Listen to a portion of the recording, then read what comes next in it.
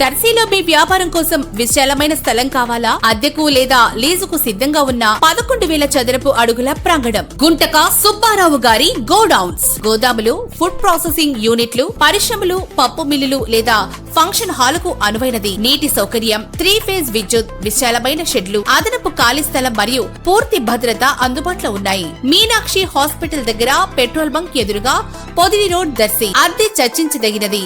3 సంవత్సరాల లీజు సౌకర్యం కూడా అందుబాటులో ఉంది. వెంటనే సంప్రదించండి. సెల్ 9440939461.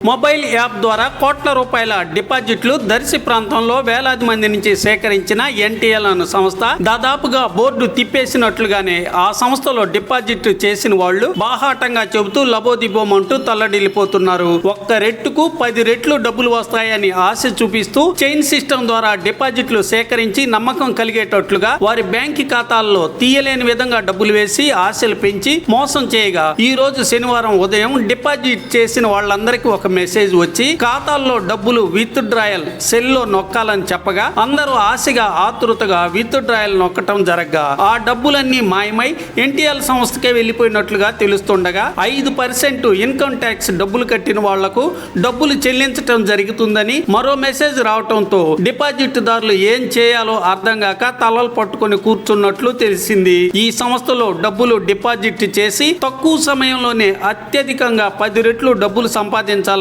కొంతమంది బంగారాన్ని కూడా తాకట్టు పెట్టి ఆ డబ్బుల్ని డిపాజిట్ చేసినట్లు కూడా తెలిసింది. చైన్ సిస్టమ్ లో కొందరు మరికొందరిని బలవంతంగా చేసి కూడా డిపాజిట్లు కట్టించగా ఇప్పుడు వాళ్ళ పరిస్థితి అధ్వానంగా మారిందని కూడా మరో సమాచారం తెలిసింది.